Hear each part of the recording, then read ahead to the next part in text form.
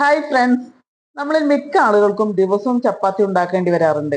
അപ്പോൾ ഒരാഴ്ചയ്ക്കുള്ള ചപ്പാത്തി നിങ്ങൾ ഉണ്ടാക്കി കഴിഞ്ഞാൽ ഒരിക്കലും കേടാവില്ല, അതേപോലെ തന്നെ സോഫ്റ്റ് ആയിട്ട് ഇരിക്കുകയും ചെയ്യും. അതിനുള്ള ഒരു നല്ലൊരു സൂത്രമായിട്ടാണ് ഒന്ന് വന്നുള്ളത്. അപ്പോൾ കൂടാതെ വേറെയും ടിപ്സുകൾ ഉണ്ട് കേട്ടോ. പുതിയൊരു വീഡിയോയിലേക്ക് എല്ലാ കൂട്ടുകാർക്കും സ്വാഗതം.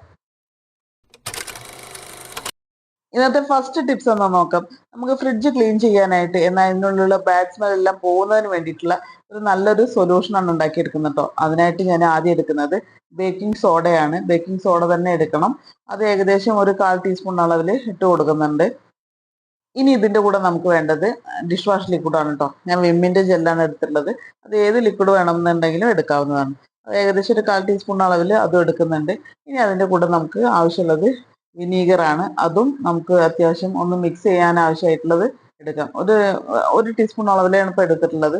എന്നിട്ട് നന്നായിട്ടൊന്ന് മിക്സ് ചെയ്യുന്ന സമയത്ത് തന്നെ ഒന്ന് നന്നായിട്ടൊന്ന് പൊങ്ങി വരുന്നതാണ് കേട്ടോ. നന്നായിട്ട് പതഞ്ഞ് പൊങ്ങും. എന്നിട്ട് പിന്നെ നമുക്ക് അതിലേക്ക് ആവശ്യത്തിന് വെള്ളം ഒഴിച്ചു കൊടുക്കാം. നന്നായിട്ട് ഒന്ന് മിക്സ് ആയി കിട്ടിയിട്ടുണ്ട്. വെള്ളം കൂടി ഒഴിച്ച് നമുക്ക് ആ ഒരു ലിക്വിഡ് കുറച്ചും കൂടി ലൂസ് ആക്കി എടുക്കാം.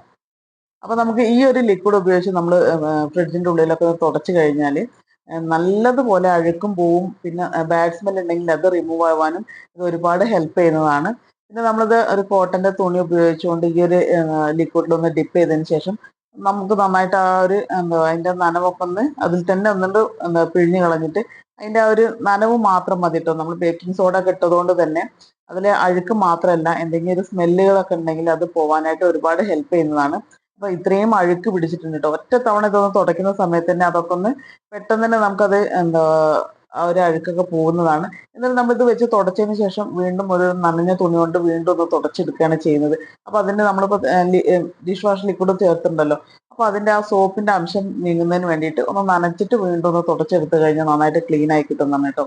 അപ്പൊ ഫ്രിഡ്ജൊക്കെ ക്ലീൻ ചെയ്യുന്ന സമയത്ത് ഇതുപോലുള്ള ലിക്വിഡുകൾ നമ്മൾ വീട്ടിലുണ്ടാക്കിയിട്ട് ചെയ്യുകയാണെന്നുണ്ടെങ്കിൽ നമുക്ക് ഒരു തരത്തിലുള്ള സൈഡ് എഫക്റ്റും ഇല്ല. നമ്മൾ ഫുഡൊക്കെ വെക്കുന്നതുകൊണ്ട് തന്നെ മറ്റ് കെമിക്കൽ ആയിട്ടുള്ള ഒന്നും തന്നെ ഫ്രിഡ്ജ് തുടയ്ക്കാനായിട്ട് ഉപയോഗിക്കരുത്. നമ്മളിപ്പോൾ സോപ്പിന്റെ ലിക്വിഡൊക്കെ ഒഴിച്ചിട്ടുണ്ടെങ്കിലും നമ്മൾ വീണ്ടും ഒന്നും കൂടി വെള്ളത്തിൽ കഴുകിയിട്ട് ആ തുണി കൊണ്ട് വീണ്ടും തുടയ്ക്കുന്നുണ്ട് കേട്ടോ.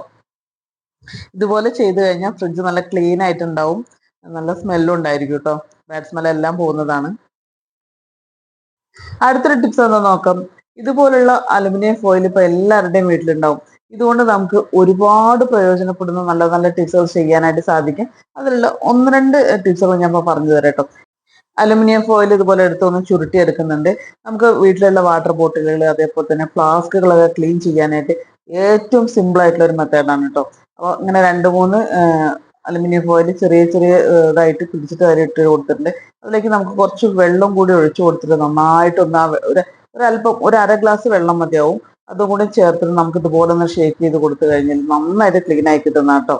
അപ്പൊ നമുക്ക് ഫ്ലാസ്ക് ആണെങ്കിലും വാട്ടർ ബോട്ടിലുകളാണെങ്കിലും ഈസി ആയിട്ട് ക്ലീൻ ചെയ്യാൻ പറ്റിയ നല്ലൊരു മെത്തേഡാണ്. അടുത്തൊരു ടിപ്സ് എന്താ നോക്കാം. നമ്മൾ വീട്ടിൽ ഇതുപോലെയുള്ള ഫ്ലാസ്കുകളിൽ നമ്മൾ ചൂടുവെള്ളം ഒഴിച്ചു വെക്കാറുണ്ടാവും. അപ്പോൾ ചൂടുവെള്ളം ഒഴിച്ചു കഴിഞ്ഞാൽ കുറച്ച് സമയം കൊണ്ട് തന്നെ അത് അതിന്റെ ചൂടെല്ലാം പോയി തണുക്കാറുണ്ട്. കൂടുതൽ സമയം നിൽക്കുന്നില്ല എന്നുള്ള പരാതി പലപ്പോഴും ഉണ്ടാവാറുണ്ട്. അപ്പോൾ നമ്മൾ ചെയ്യാൻ പറ്റിയ ഒരു സിമ്പിൾ ആയിട്ടുള്ള ഒരു ട്രിക്ക് എന്താണെന്ന് വെച്ചാൽ നമ്മൾ ഇതുപോലെ ഫ്ലാസ്കിലേക്ക് വെള്ളം ഒഴിച്ചു കൊടുക്കുക. ആദ്യം നമുക്ക് വെള്ളം നിറച്ചൊഴിക്കരുത്. നമുക്ക് അതിന്റെ ഒരു ഇറക്കി വെച്ച് മൂടി ചെയ്യാനുള്ള ഒരു സ്പേസ് ഇട്ടിട്ട് നമ്മൾ വെള്ളം ഒഴിച്ചു കൊടുക്കുക. എന്നിട്ട് അതിന്റെ മുകളിലത്തെ അടപ്പ് നന്നായിട്ടൊന്ന് ടൈറ്റ് ചെയ്ത് കൊടുത്തതിന് ശേഷം ഇതുപോലെ ഒരു അലുമിനിയം ഫോയിലിന്റെ ഒരു പീസ് എടുത്തിട്ട് നമ്മൾ അവിടെ ഒരു മുകളിൽ ഇതുപോലെ ഒന്ന് കവർ ചെയ്ത് കൊടുക്കാം. കവർ ചെയ്തതിന് ശേഷം അതിന് പുറത്തുള്ള അടപ്പ് ഇതുപോലെ ഒന്ന് ടൈറ്റ് ചെയ്ത് കൊടുക്കാം. നമ്മൾ ഒരു കവറാണ് വെച്ചിട്ടുള്ളത്. ഇനി വേണമെന്നുണ്ടെങ്കിൽ നിങ്ങൾക്ക് ഇതുപോലെ തന്നെ അലുമിനിയം ഫോയിലിന്റെ മറ്റൊരു പീസും കൂടി ഇതിന്റെ ഉള്ളിലേക്ക് വെച്ച് കൊടുത്തിട്ട്, അതായത് രണ്ട് ഷീറ്റുകൾ നമ്മൾ ഇതിൻ്റെ ഉള്ളിൽ വെച്ച് കൊടുത്തതിന് ശേഷം ടൈറ്റ് ചെയ്ത് അടച്ചു വെച്ച് കഴിഞ്ഞാൽ നിങ്ങൾക്ക് പെട്ടെന്നൊന്നും ഇതിന്റെ ചൂട് പോവില്ല കേട്ടോ.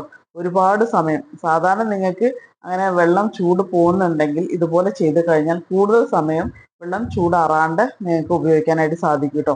ഒരു സൂപ്പർ ആയിട്ടുള്ള ടിപ്സ് ആണ്. ഇപ്പൊ ഈ തണുപ്പ് കാലം മഴയൊക്കെ തുടങ്ങിയതുകൊണ്ട് തന്നെ പല ആളുകൾക്കും എപ്പോഴും ചൂടുവെള്ളം കുടിക്കേണ്ടതായിട്ട് വരും. അപ്പൊ ഇതുപോലെ ഒന്ന് നിങ്ങൾ ചെയ്ത് നോക്കൂട്ടോ. നിങ്ങളുടെ ഫ്ലാസ്കിൽ ഒരുപാട് സമയം ചൂട് നിൽക്കും.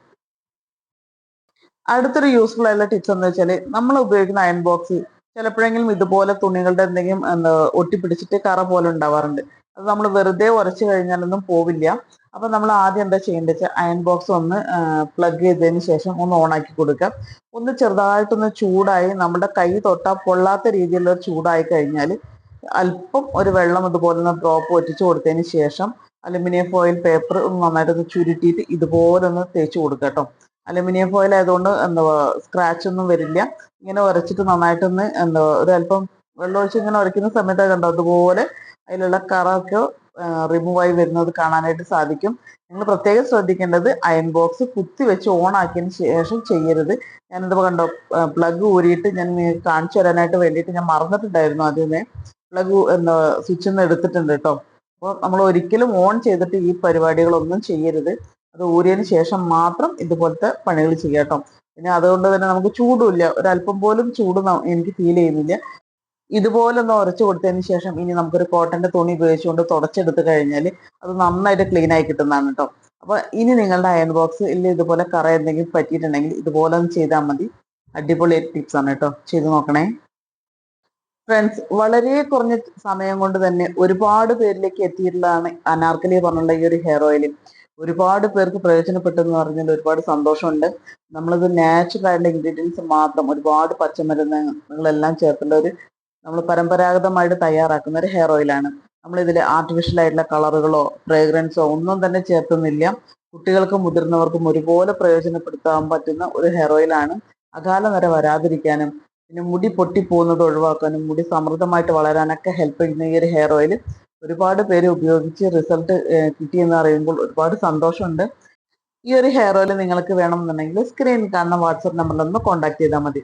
പിന്നെ അതുകൂടാതെ നമുക്ക് ഫെയർനെസ് ഓയിലും അവൈലബിൾ ആണ്. ഇത് നാച്ചുറൽ ആയിട്ടുള്ള ഇൻഗ്രീഡിയൻസ് മാത്രം ചേർത്ത് തയ്യാറാക്കിയുള്ള ഒരു ഫെയർനെസ് ഓയിലാണ് കേട്ടോ. ഇതിൽ അവക്കാഡോ, അതേപോലെ തന്നെ പപ്പായ, കുങ്കുമപ്പൂവ്, ക്യാരറ്റ്, ബീട്രൂട്ട്, അതേപോലെ തന്നെ മഞ്ചിഷ്ട, അങ്ങനെ ഒത്തിരി നമ്മുടെ സ്കിന്നിന് ബെനിഫിറ്റ് ഉള്ള ഒരുപാട് ഇൻഗ്രീഡിയൻസ് ചേർത്ത് തയ്യാറാക്കിയിട്ടുള്ളതാണ്. നമ്മളുടെ കരിമങ്ങല്യം പോവാനും അതേപോലെ തന്നെ കണ്ണിന് ചുറ്റുമുള്ള കറുപ്പ് മാറാനും നമുക്ക് സ്കിന്നൊക്കെ ഒന്ന് ബ്രൈറ്റ് ആവാനും കുട്ടികൾക്കും മുതിർന്നവർക്കും ഒരുപോലെ ഉപയോഗിക്കാവുന്നതാണ് കേട്ടോ.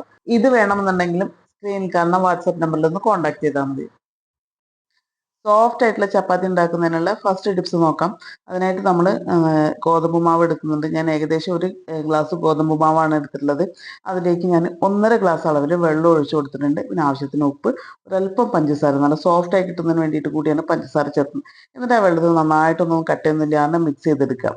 ഒട്ടും കട്ടയില്ലാണ്ട് വേണം നമ്മളത് നന്നായിട്ടൊന്ന് മിക്സ് ചെയ്തെടുക്കാം. സാധാരണ നമ്മളെല്ലാവരും ചപ്പാത്തിക്ക് കുഴച്ചെടുക്കുന്നത് കുറേശ്ശെ വെള്ളം ഒഴിച്ചിട്ടല്ലേ. ഇത് അങ്ങനെയല്ല ചെയ്യുന്നത്. കുറച്ച് ഗോതമ്പ് പൊടി എടുത്തിട്ട് അതിൽ വെള്ളം നന്നായിട്ട് ഒഴിച്ച് മിക്സ് ചെയ്ത് ഇതുപോലെ അത് സ്റ്റവിൽ വെച്ചിട്ടൊന്ന് കുറുക്കിയെടുക്കുക. കട്ടയൊന്നുമില്ലാത്ത രീതിയിൽ നന്നായിട്ടൊന്ന് കുറുകി വരണം. അത് ചെറിയ തീയിലിട്ട് കഴിഞ്ഞാൽ കട്ടയൊന്നും കെട്ടാണ്ട് നമുക്കത് കുറുക്കിയെടുക്കാനായിട്ട് സാധിക്കും. ഏകദേശം ഈ ഒരു പരുവത്തിന് കുറുകി കഴിഞ്ഞാൽ നമുക്ക് സ്റ്റവ് ഓഫ് ചെയ്യാം. എന്നിട്ട് ഇത് നന്നായിട്ടൊന്ന് ചൂടാറാനായിട്ട് ഒരു 5 മിനിറ്റ് മാറ്റി വെക്കാം. 5 മിനിറ്റ് മറ്റൊരു പാത്രത്തിലേക്ക് മാറ്റി വെക്കുന്ന സമയത്ത് തന്നെ നന്നായിട്ട് ചൂടാറി കിട്ടുന്നതാണ് കേട്ടോ. നമ്മൾ ഈ മിക്സ് ചെയ്തത് നന്നായിട്ട് ചൂടാറണം കേട്ടോ. ഒരു 6 മിനിറ്റ് കഴിയുന്ന സമയത്ത് നന്നായിട്ട് ചൂടാറി കിട്ടുന്നതാണ്. എന്നിട്ട് ഇനി നമുക്ക് ചപ്പാത്തിക്ക് ആവശ്യമായിട്ടുള്ള ഗോതമ്പ് പൊടി ഇതിലേക്ക് ഇട്ട് കൊടുക്കാം. നമ്മൾ ആവശ്യത്തിനുള്ള ഉപ്പും അതേപോലെ തന്നെ അല്പം പഞ്ചസാരയൊക്കെ ചേർത്ത് ആദ്യം മിക്സ് ചെയ്തെടുത്തതാണ്. ഇനി നമുക്ക് കൈകൊണ്ട് ഇതുപോലെ ഒന്ന് കുഴച്ചെടുത്താൽ മതി കേട്ടോ. പെട്ടെന്ന് ഇനി നമുക്കിത് കുഴച്ച് കഴിഞ്ഞാൽ റെസ്റ്റ് ചെയ്യേണ്ട ആവശ്യമൊന്നുമില്ല.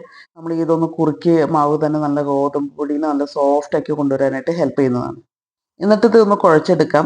വെള്ളം വേണമെങ്കിൽ മാത്രം ഒഴിച്ചു കൊടുത്താൽ മതി കേട്ടോ. ഒന്ന് മിക്സ് ചെയ്ത സമയത്തിന് നല്ല പോലെ സോഫ്റ്റ് ആയി കിട്ടിയിട്ടുണ്ട്. ഇനി നമുക്കിത് റെസ്റ്റ് ചെയ്യാനൊന്നും വെക്കേണ്ട ആവശ്യമില്ല. ചപ്പാത്തി മാവെല്ലാം ഞാൻ നന്നായിട്ട് പരത്തി എടുത്തിട്ടുണ്ട്. ഇനി നമുക്കിത് ചുട്ടെടുക്കാം. ഇനി അതെല്ലാം നിങ്ങൾക്ക് ഒരുപാട് ദിവസത്തേക്ക് ഒരാഴ്ച വരെ നമുക്കിത് സ്റ്റോർ ചെയ്യുന്നതിന് വേണ്ടിയിട്ടാണ് ഇതുപോലെ നമ്മൾ ചപ്പാത്തി ഉണ്ടാക്കിയിട്ടുള്ളത് എന്നുണ്ടെങ്കിൽ അത് എങ്ങനെയാണ് ഒരാഴ്ച വരെ നമുക്ക് കേടൊന്നും കൂടാണ്ട് നല്ല സോഫ്റ്റ് ആയിട്ട് കിട്ടുന്നതിനുള്ള ഒരു കിടിലൻ സൂത്രമാണ് കേട്ടോ. ഇത് നമുക്ക് ദിവസേന ചപ്പാത്തി കുഴച്ച് ഉണ്ടാക്കിയെടുക്കേണ്ട ബുദ്ധിമുട്ടൊന്നുമില്ല. നമുക്ക് സിമ്പിളായിട്ട് ദിവസേന ഫ്രിഡ്ജിൽ നിന്ന് എടുക്കാം, ചുട്ടെടുക്കുക. സിമ്പിളായിട്ട് ചെയ്യാവുന്നേ ഉള്ളൂ കേട്ടോ. അതിനായിട്ട് നമ്മൾ കുക്കർ എടുത്തിട്ടുണ്ട്. കുക്കറിൻ്റെ മുകളിലേക്ക് ഞാൻ ഇതുപോലെ ഒരു അലുമിനിയം ഫോയിൽ പേപ്പർ ഇതുപോലെ ഒന്ന് ഇറക്കി വെച്ച് കൊടുക്കുന്നുണ്ട് കേട്ടോ. അത് നമ്മൾ അലുമിനിയം ഫോയിൽ വെച്ച് കഴിഞ്ഞാൽ നമുക്ക് സേഫായിട്ടിരിക്കാം. സേഫായിട്ടിരിക്കുന്നത് ചപ്പാത്തി കരിയോ ഒന്നും ചെയ്യില്ല. അതിന് വേണ്ടിയിട്ടാണ് കേട്ടോ അങ്ങനെ ചെയ്യുന്നത്. എന്നിട്ട് ആ കുക്കറിൻ്റെ ഉള്ളിലേക്ക് നമ്മൾ പരത്തിയെടുത്തുള്ള ചപ്പാത്തികൾ ഓരോന്നും ഇട്ട് കൊടുക്കാം. നമ്മൾ ചപ്പാത്തി പരത്തുന്ന സമയത്ത് പൊടി കുറവാണ് എന്നുണ്ടെങ്കിൽ വേണമെങ്കിൽ നമുക്ക് അതിൻ്റെ മുകളിലേക്ക് കുറച്ച് ഒട്ടിപ്പിടിക്കാതിരിക്കുന്നതിന് വേണ്ടിയിട്ട് കുറച്ച് പൊടി ഇതുപോലെ ഇട്ട് കൊടുക്കട്ടോ. ചപ്പാത്തിയിൽ പൊടി ഉണ്ടെങ്കിൽ അതിൻ്റെ ആവശ്യമില്ല. അപ്പോൾ നമുക്ക് ഓരോ ചപ്പാത്തികളായിട്ട് ഇതുപോലെ ഒന്ന് വെച്ച് കൊടുക്കാം. അപ്പം നമ്മളെല്ലാവരും ജോലിക്ക് പോകുന്നവരായിരിക്കും. അപ്പോൾ ഫ്രീ ആയിട്ടുള്ള ഒരു ദിവസം ഇതുപോലെ ഒന്ന് ചപ്പാത്തി ഉണ്ടാക്കി വെക്കുകയാണെന്നുണ്ടെങ്കിൽ നിങ്ങൾക്ക് ഒരാഴ്ച വരെ ആ ഒരു ചപ്പാത്തി ഉണ്ടാക്കുന്നതിൻ്റെ പണി ഉണ്ടാവില്ല. ഇനിയിപ്പോൾ നമുക്ക് ദിവസം ജോലിക്ക് പോവാത്തവരാണെന്നുണ്ടെങ്കിലും ഇതുപോലെ ഉണ്ടാക്കി വെക്കുകയാണെന്നുണ്ടെങ്കിൽ ബ്രേക്ക്ഫാസ്റ്റിനും ഡിന്നറിനും ഒക്കെ നിങ്ങൾക്ക് സിമ്പിളായിട്ട് ചപ്പാത്തി കഴിക്കാവുന്നതാണ് കേട്ടോ. അപ്പോൾ ഞാനിത് ഓരോ ചപ്പാത്തിയും ഇതുപോലെ ആ ഒരു കുക്കറിലേക്ക് വെച്ച് കൊടുത്തിട്ടുണ്ട്. എന്നതിന് ശേഷം നമുക്ക് ഇതിൻ്റെ മുകളിലേക്കും ഒരു അലുമിനിയം ഫോയിൽ പേപ്പർ വെച്ച് കൊടുക്കാം. ഇതുപോലെ വെച്ചതിന് ശേഷം ഇനി നമുക്ക് കുക്കറിൻ്റെ മൂടി വെച്ചിട്ട് അടച്ചു കൊടുക്കാം. വിസിലോട് കൂടിയിട്ട് തന്നെയാണ് കേട്ടോ വെക്കുന്നത്. എന്നിട്ടൊരു ചെറിയ തീയിലിട്ടിട്ട് ഒരു 8 മിനിറ്റ് മുതൽ ഒരു 10 മിനിറ്റ് അല്ലെങ്കിൽ ഒരു 9 മിനിറ്റ് അത്രയും മതിയാവുള്ളൂ. എന്നിട്ട് കുക്ക് ചെയ്തെടുത്തതാണ്. അപ്പോൾ ഞാൻ നല്ല അതിൻ്റെ എയറൊക്കെ പോയതിന് ശേഷം ഇതുപോലെ എടുക്കുന്നുണ്ട്. നമുക്ക് അതിന് ഉള്ളിലുള്ള ചപ്പാത്തികൾ ഓരോന്നും പകുതി വേവിലായിട്ടുണ്ടാവും കേട്ടോ. മുഴുവനായിട്ട് വെന്ത് കിട്ടിയിട്ടുണ്ടാവില്ല. എന്നാൽ അതിൻ്റെ ആ മാവിൻ്റെ ആ ഒരു പച്ച ടേസ്റ്റ് ഉണ്ടാവില്ല, അതും മാറിയിട്ടുണ്ടാവും. ചപ്പാത്തി വെന്തിട്ടും ഉണ്ടാവും. നമ്മൾ ചപ്പാത്തി ചുട്ടെടുക്കുന്ന പോലെ ആയിട്ടും ഉണ്ടാവില്ല. അപ്പം അങ്ങനെ ഓരോ ചപ്പാത്തിയും അതിൻ്റെ ഉള്ളിൽ നിന്ന് എടുക്കുന്നുണ്ട്. എന്നിട്ട് നമുക്കത് ഒന്ന് ചൂടാറിയതിന് ശേഷം നമുക്ക് പാക്ക് ചെയ്തിട്ട് സ്റ്റോർ ചെയ്യുകയാണെന്നുണ്ടെങ്കിൽ ഒന്നും കൂടി പാക്ക് ചെയ്തിട്ട് എയറൊന്നും കിടക്കാത്ത രീതിയിൽ നമുക്ക് പാക്ക് ചെയ്തിട്ട് ഫ്രിഡ്ജിൽ സൂക്ഷിക്കാവുന്നതാണ്. അലുമിനിയം ഫോയിൽ പേപ്പറിലോ അല്ലെങ്കിൽ നല്ല കവറായിട്ട് നിൽക്കുന്ന സിപ്പ് ലോക്ക് കവറിലോ ഇതുപോലെ ഇട്ടതിന് ശേഷം നിങ്ങൾക്കത് ഫ്രിഡ്ജിൽ സൂക്ഷിക്കാം. ഒരാഴ്ച വരെ നിങ്ങൾക്ക് ഫ്രീസറിലൊന്നും വെക്കേണ്ട ആവശ്യമില്ല കേട്ടോ. ഒരാഴ്ച വരെ നിങ്ങൾക്ക് ഇതുപോലെ വീണ്ടും വീണ്ടും എടുത്ത് ഉപയോഗിക്കാവുന്നതാണ്. അപ്പോൾ ഞാനിതൊന്ന് ഫ്രിഡ്ജിൽ വെക്കുന്നുണ്ട് കേട്ടോ. എന്നിട്ട് ഞാൻ കുറച്ചെടുത്തിട്ട് ചുട്ടെടുക്കുന്നുമുണ്ട്.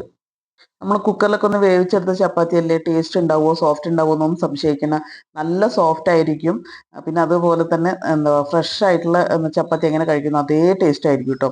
അപ്പോൾ ഇനി നിങ്ങൾ ചപ്പാത്തി ഇതുപോലെ ഉണ്ടാക്കി നോക്കുക. മാവ് കുഴയ്ക്കുന്ന സമയത്താണെന്നുണ്ടെങ്കിൽ സ്റ്റോർ ചെയ്യുന്നതിന് വേണ്ടിയിട്ട് ഞാൻ പറഞ്ഞിട്ടുള്ള ടിപ്സുകളൊക്കെ ഒന്ന് ഫോളോ ചെയ്ത് നോക്കാം. ഇന്നത്തെ വീഡിയോ ഇഷ്ടമായെന്ന് വിശ്വസിക്കുന്നു.